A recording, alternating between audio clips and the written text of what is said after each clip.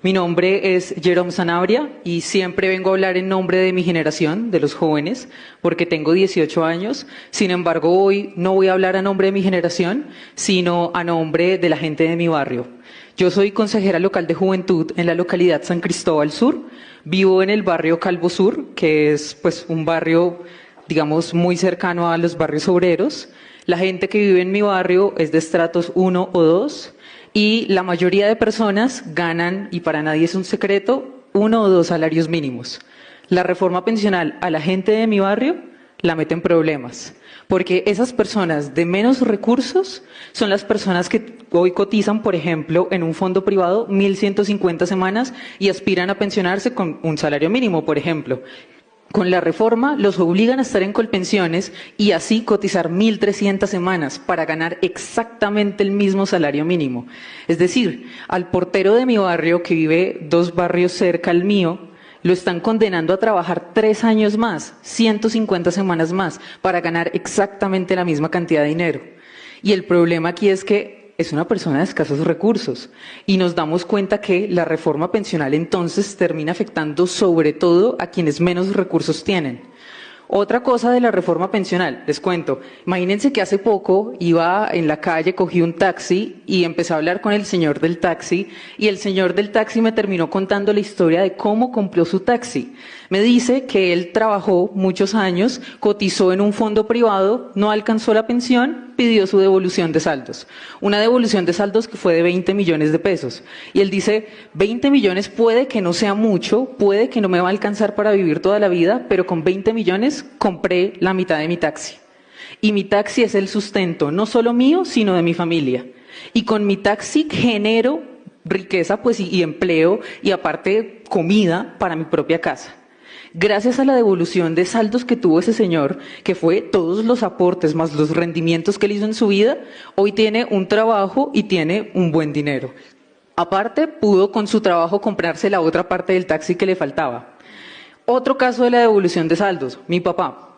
Mi papá trabajó también muchos años, no logró la pensión, cuando cumplió la edad de pensionarse, no sabían dónde estaba, revisamos si estaba en un fondo privado, afortunadamente porque le dieron una devolución de saldos. Con esa devolución de saldos él pagó el primer semestre de mi matrícula en la universidad. Una matrícula en la Universidad del Rosario elevadísima que nunca hubiera sido una opción en mi casa para poder pagarla. Pero gracias a que mi papá pudo recibir esa devolución de saldos, pudo pagar el primer semestre de mi universidad.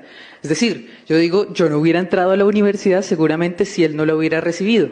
¿Y a qué voy con todo esto? La reforma pensional quita esa devolución de saldos para los que no se alcanzan a pensionar. Es un tema inmoral, es un tema ilegítimo porque le roban el ahorro a las personas, le roban el ahorro al taxista, le roban el ahorro a mi papá y le roban el ahorro a todos los que cotizaron durante toda su vida y no pudieron pensionarse. ¿Y qué les van a dar en cambio de su ahorro? Según una tabla hecha por Colpensiones, unas rentas vitalicias que parten desde 72.000 pesos y en el mejor de los casos para una persona de escasos recursos es de 290.000. Yo les hago una pregunta. ¿Alguno de ustedes cree que puede vivir al mes con 72.000 pesos? Yo creo que nadie. Nadie puede vivir con 72.000 pesos. Y esto no es como, no, pero gracias al gobierno tan bonitos que nos están dando, así sea algo. No, señor, esto es un robo porque es la persona que ahorró durante toda su vida, lo correspondiente es que le devuelvan su ahorro y aparte los rendimientos que tuvo. Con la reforma pensional, esa figura desaparece. Y para hacer otro, digamos, otro panorama, lo que nos están condenando en Colombia con esta reforma pensional es a un problema gigante que están sufriendo países europeos. Y les tengo el caso de Italia, el caso de España y el caso de Alemania. Países que están 50 años más adelante de nosotros en el tiempo. Países que sufrieron y están sufriendo una crisis demográfica a la que nosotros nos vamos a enfrentar, como lo estipula el DANE en 2050.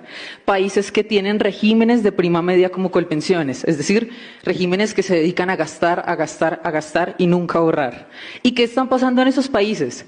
España, para intentar sostener esa pirámide que tiene en ese régimen de prima media como el nuestro, como Colpensiones, que es una pirámide, se endeudó. Tiene una deuda pública España del 108% del PIB. ¿Ustedes pueden creer eso? 108%.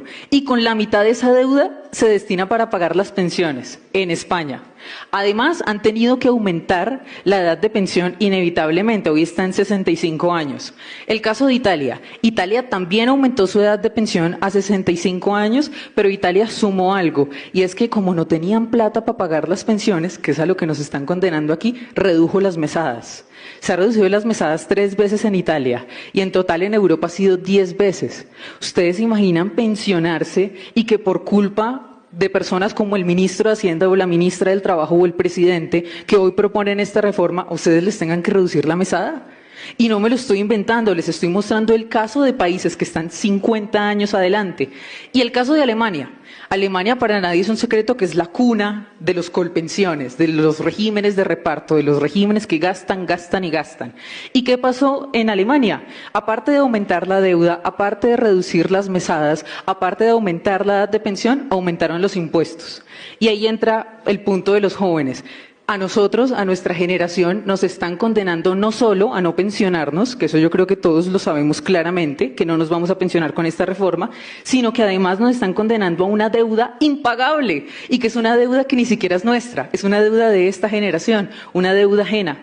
La vemos en España con el 108% del PIB, la vemos en Alemania, que es el país de Europa que más dinero de su PIB utiliza para pagar pensiones, y la veremos próximamente en Colombia. Esa es la reforma pensional, la que perjudica a los más pobres, de más escasos recursos, también obviamente a los jóvenes, y la que nos va a dejar sin pensión. Por favor, es momento de pensar en nuestra generación, de pensar en las personas más pobres y, por favor, de hundir esta reforma pensional. Gracias.